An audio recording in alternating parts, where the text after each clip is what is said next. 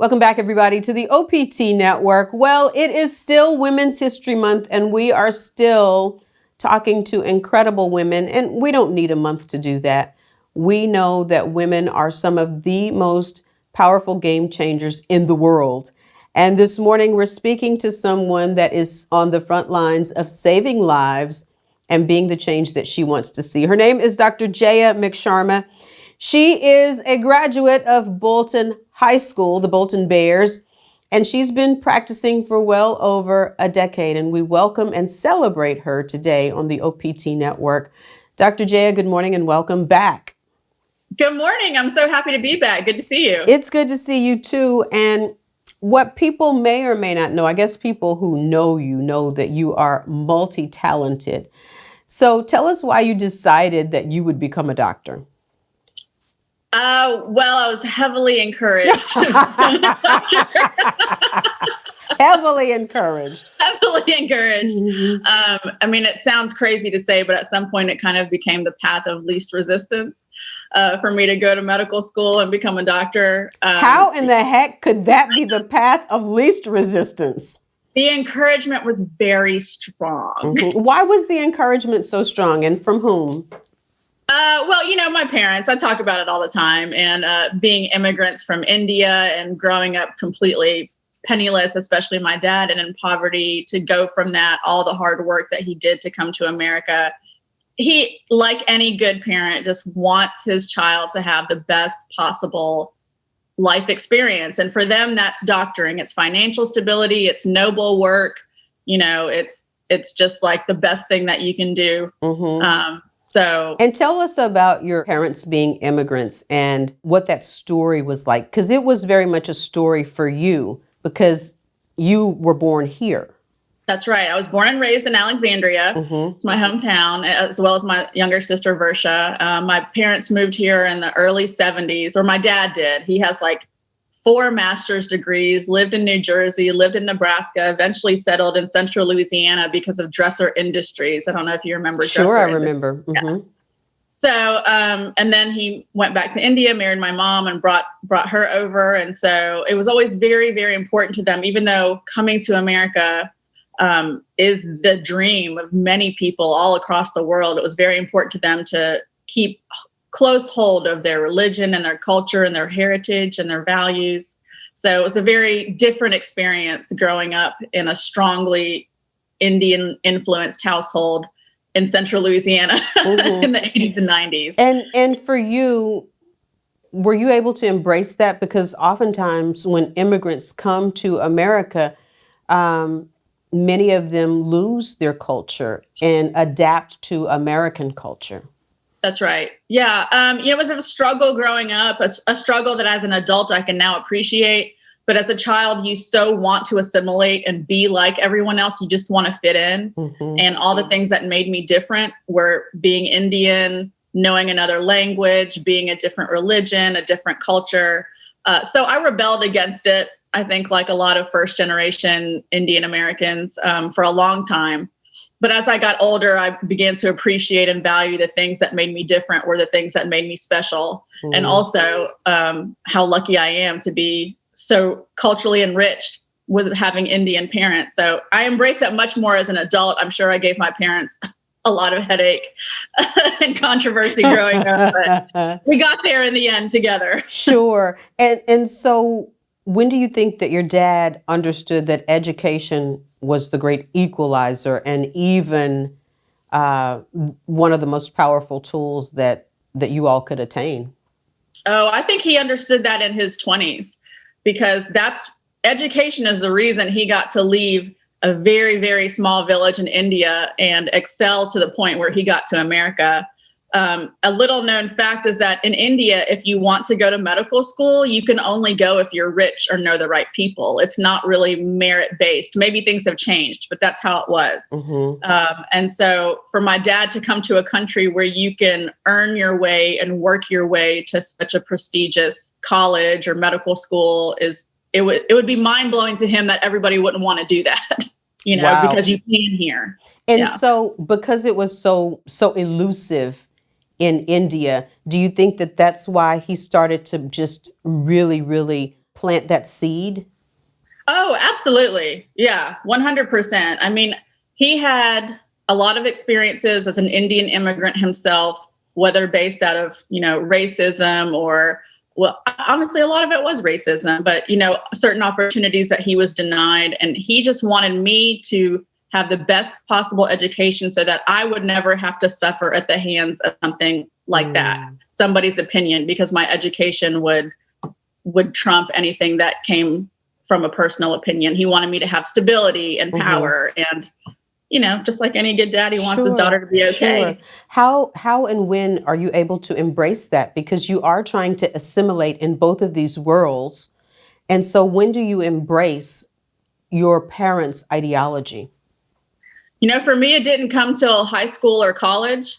And then even more as an adult, probably 20 to 25. There's a quote by Mark Twain, and I'm going to completely butcher it, but it's something to the effect of, when I was a boy of 14, I couldn't believe how much my parents had to learn about the world. And when I was a man of 21, I couldn't believe how much I had to learn from them. It's just such a perspective shift when you grow up. So I don't know when exactly it happened, but at some point, being brown became cool and not something I was rebelling against.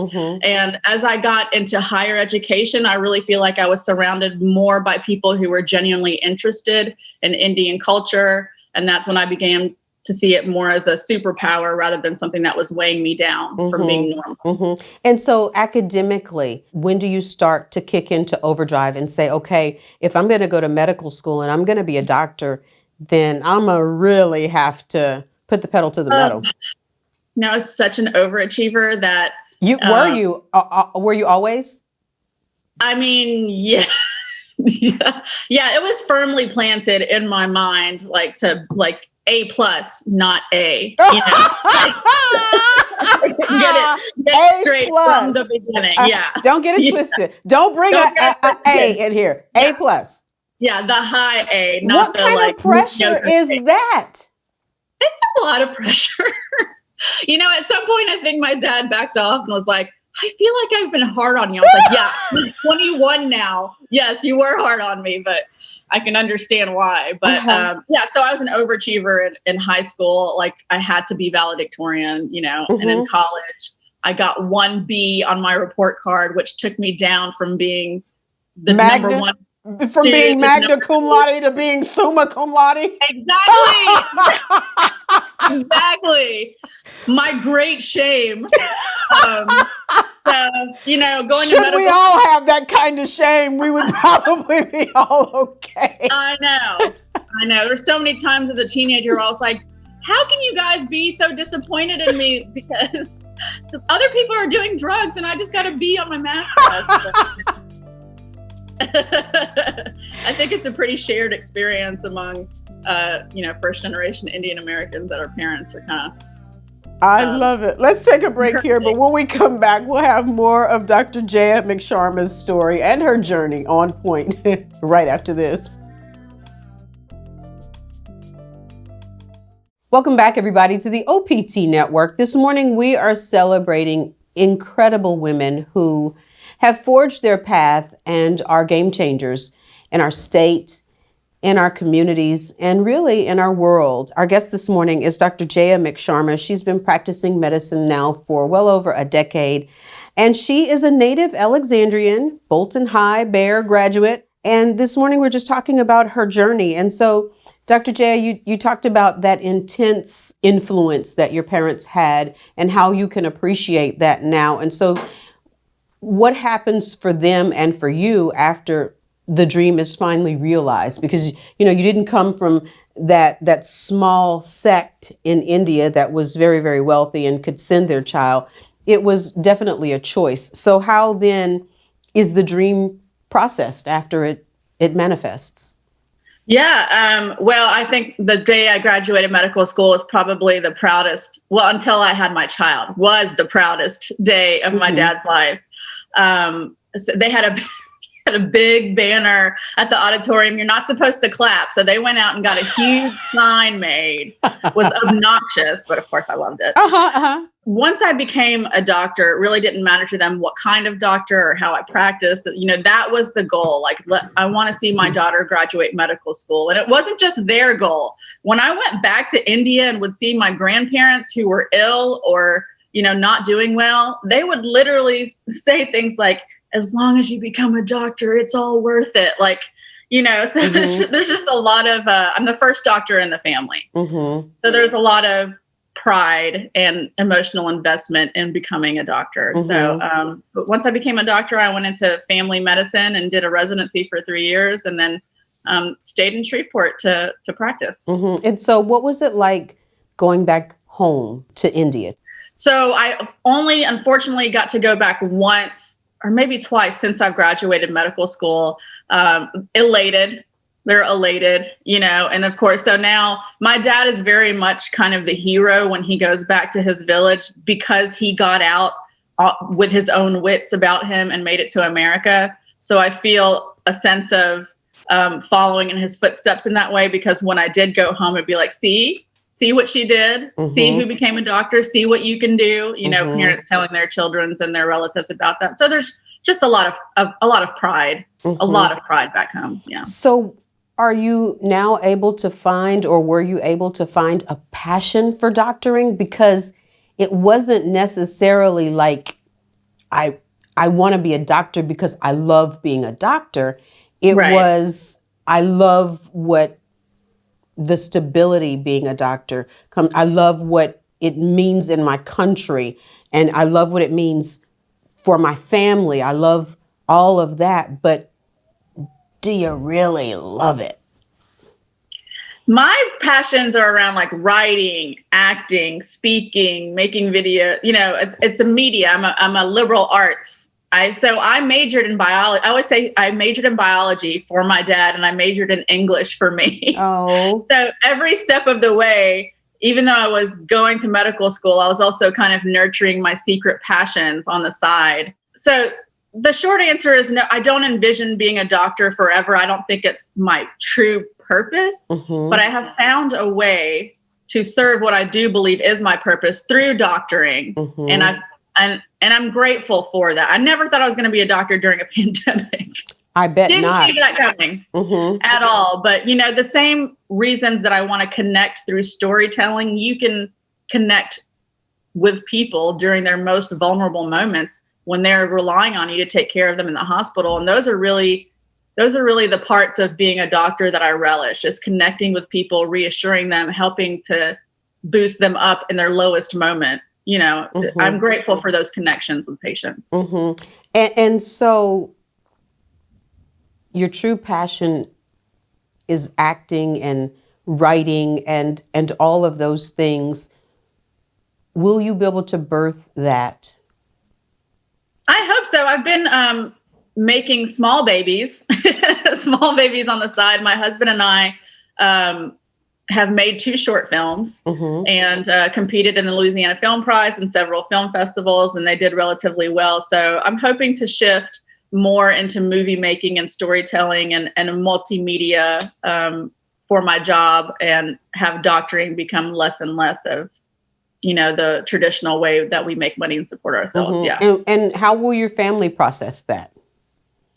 Well, every day. Will it be okay because the dream is realized and now you want to move into, and certainly you have found a passion for taking care of people, but you want, and that's the reason why we do this show, is to really encourage every single person to find what it is that you are called to do.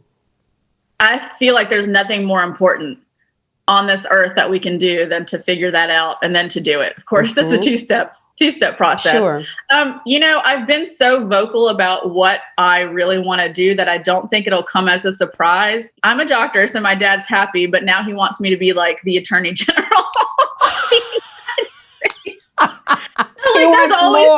He wants more. There's always something more that can be done. Like there was among my Indian friends, it was so historic when Kamala Harris became vice president on so many levels. Absolutely. there was a joke going around saying like, Indian parents, why vice president? Why not president? So that's like the Indian mentality. But, side note, so cool to have a half Indian woman as vice president of the country. That's right. And cool. And how did you process that? Oh my gosh, with lots of samosas and hugs. I mean, I just an unbelievable feeling to take the trajectory of, a very poor, uneducated person who was born into that with my dad, everything that he went through, moved to this country, and in his same lifetime, he is seeing a fellow Indian person become the vice president of the most prestigious country in the world. I mean, it's mind-blowing. Right. It's truly mind-blowing. And that really speaks to possibility, doesn't it? Absolutely. It speaks to possibility, and we all know that there are certain negatives out there and obstacles to overcome, but it shows you what can happen when you don't listen to the naysayers and you just stay on your path no matter what. And so your culture and having that ingrained in you early, now will you make that impartation to your son with the language and the culture, the Indian culture? Absolutely. Like, one of my own concerns was to lose the heritage that has been so instilled in me. My parents are around my son, Ari, all the time, and I ask them to speak Hindi around him so he can grow up learning 2 languages, grow up with the duality of the cooking and the culture. Every generation thinks that they're going to do something better than the generation before them. And so my main goal with him is for him to find his purpose and to do it. But I also want him to be able to support himself. But hopefully I can't wait to see what he loves to do as he grows up, Absolutely. Let's take a break here. Stay on point, everybody. We're back right after this.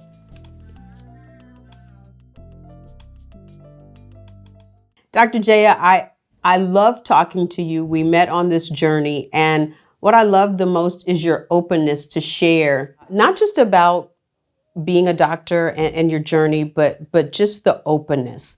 And we talked about your culture a lot and how your parents worked to preserve that and what they wanted for you and for your sister. And so you move on into life and you will ultimately marry. Will you marry somebody in your culture? That was the expectation for sure. And you may have heard that a lot of Indians do arranged marriages, especially back. It's changing now, but this is how it used to be for a long, long time. Was there an expectation for you? Was it just like unspoken that you would marry an Indian man? It was spoken. It was spoken. It was spoken. Yeah, absolutely. I mean, the 2 major things that I could do would be become a doctor to bring pride to the family. And of course, marry an Indian person. Yeah. But you didn't marry an Indian. I did not. Why did you not marry an Indian? I think whether it's living in America, having American friends, very early on, the bug got into my head that I would only marry for love. And because you knew about marriages being arranged, that you would not marry because you had to, or it was an expectation. Absolutely. I even did my thesis in sociology in college at Louisiana College on whether it was better to have an arranged marriage or not to have an arranged marriage. And arranged marriages do better than non-arranged marriages in lots of categories, if you want to get scientific about it. But even though I was susceptible to heavy encouragement on pretty much every other issue, for whatever reason, it became ingrained in me that I decided I would only marry who I wanted and that I would marry for love. And so when you start dating, were you dating men that were Indian? So the typical, in the Indian culture, men and women don't date. Your parents arrange your marriage and then you get married. But surely since you're an American Indian and you live in America, that wouldn't be how your marriage would be arranged, right? Well, a lot of people here, once they immigrated over, started doing the modified arranged marriage, The which is modified. Okay. What does that mean? The modified. the modified arranged marriage is when they arrange your marriage, but they let you like talk to the person first and get to know them, and you can say yay or nay. So you have a little more input, but there's still a heavy influence of the parents. So my parents being very traditional, I did what any good Indian girl would do, and I just had boyfriends secretly. And I think a lot of my Indian friends did. You know, we had a very tight knit network of an Indian community in Alexandria. It's still going strong 40 years later. And so, you know, I had boyfriends, nothing serious because I couldn't, you know, really go out on dates. So it's really just talking on the phone and seeing each other at school. But I was attracted to American boys because I guess it was a form of rebellion against my parents. And so the man that you ultimately married was not Indian.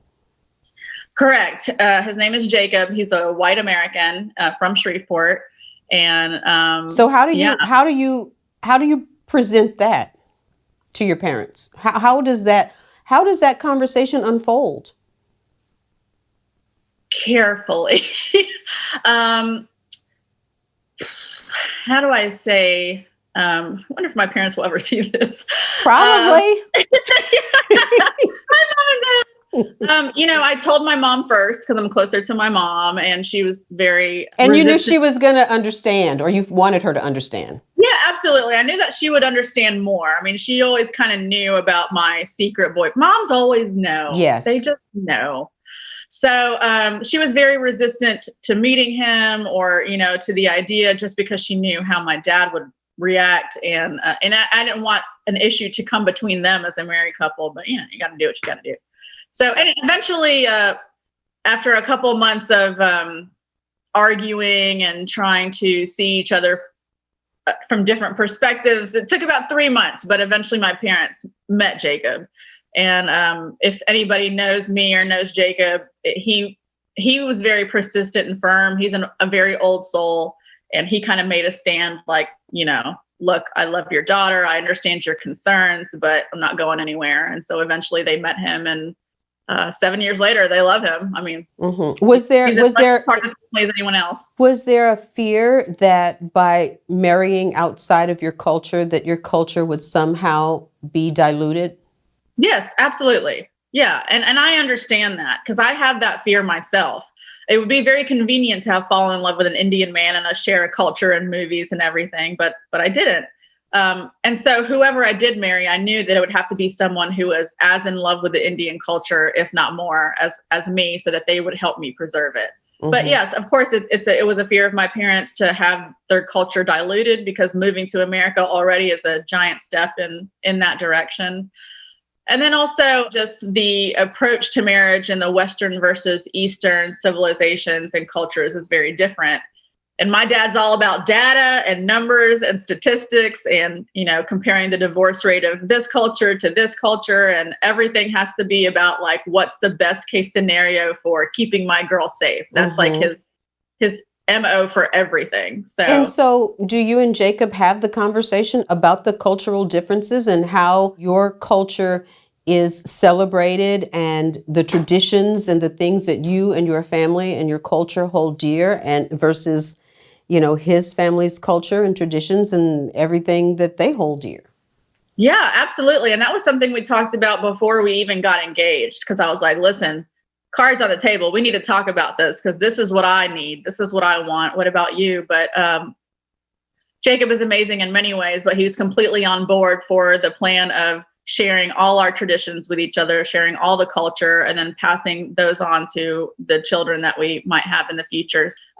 So Ari gets the benefit of many things. You know, he'll go and have samosas and listen to Indian music with my parents, and then he'll, go and have crawfish and ride around in a four-wheeler with his American grandparents. I mean, it's just like, it's such starkly different upbringings, and he's getting both of them, which is kind of amazing.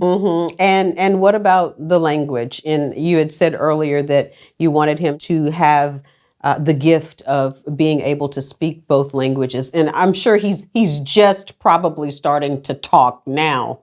Correct. Yes. Yeah. He's almost 17 months. He's saying a few words, but I asked my parents to speak Hindi around him so that he can get used to the diction and the way everything is pronounced. And it's much easier to learn new languages when you're a child than an adult. I mean, they're just sponges. So I want him to be able to be fluent in both languages. And of course, that means I have to brush up on my Hindi because I used to speak it fluently, but many years away from India and speaking it has and not speaking it has, I'm very rusty. So have you made a concerted effort to brush up on your own Hindi? Yeah, I mean, I try to practice it with my parents, and then my husband also wants to learn it. So we've got the Rosetta Stone, and we're doing the Hindi languages lessons. But the main thing is really, if you just watch a bunch of Hindi movies, that's the best lesson that anyone could get. Incredible conversation. Dr. Jaya, we want to thank you for, just being so open and honest about your life and your journey. And I just wonder what's next for you after COVID-19 and the trauma, I imagine, that inflicted upon you as not only as a medical professional, but as a parent, wondering if you'll make it through. Will you be able to sustain your family and not infect them? What's next after that? Well, I think, the pandemic, as strangely grateful as I have been to be on the front lines during the pandemic, which sounds like a weird thing to say, but I'm grateful to have been on the front lines. It also really showed me that I need to start doing something different outside of hospital medicine, because it was very draining, very traumatizing. And I could feel myself. I went through a very rough patch, Carlette. I mean, I got very, very low to the point where I didn't even recognize myself. And I started to not have anything to look forward to, which is a scary place to be. Depression? Absolutely. 100% depression. And it was horrible. When did you know that you were in that dark place, that low place? I really think it hit the hardest around January, which is, my birthday month. So it's usually a fun month. But I think as of January, we had been in this pandemic for 9 months. I don't know why I crashed then, but I just did. And when I crashed hard. And I was doing all the things to try to prevent myself from crashing. And I still crashed, So really seeing and experiencing that, and then looking at my son and the things that I want to do as a mom, as a wife, and as my own person, I just realized it's time for a change for me. And so I'm hopefully within the next year working on transitioning more out of hospital medicine and spending my time doing things that I enjoy, whether it's acting, writing, making movies. We're going to make a 3rd short film this year, so that's very exciting. And just hope that I can try to spend more of my time doing things that fuel me, where I can give back to people and I don't feel so depleted. Because if I stay in hospital medicine, I'm going to look like I'm 70 when I'm 50. It's just, I can feel it aging me, if that's not a weird thing to say. It's just, you're just as beautiful as the first day that I laid eyes on you. Thank you. But I wonder though, Dr. Jaya, with all of the pressure to become, putting your own passion, your own love, the other gifts that you have, is there sort of a piece of you that says, I am no longer going to do what serves others. I am going to, in this next season, do what serves my heart and my soul? Absolutely. And for a long time, my parents know this, I blamed them for any unhappiness that I had as a doctor. And there comes a reckoning moment where you're like, I'm 20, 30, 40 years old. I'm choosing this life right now. No one is making me do this anymore, So at that point, when you own your life and you own your choices, then you have to say, okay, well, I know what's best for me. And when I do the things that are more in line with my purpose, that's when I'm my best self to take care of others. So it's almost not selfish to pursue your own passion, because that's what you're here for. Absolutely. When did you start to own your own life and the fact that you had spent your adult life and it's certainly your childhood life pleasing your dad, really. I don't want to say you need the perfect partner or that anyone needs another person, but around the time that I met my husband, so in my early 30s, when I was like thinking, it's too late, I'm too old, I've already become a doctor, I've been a doctor for so long, my dreams are dead. And he started encouraging me and we started making things together. And then I started making movies. That's when I realized, number one, if you're alive, you're not too old for anything.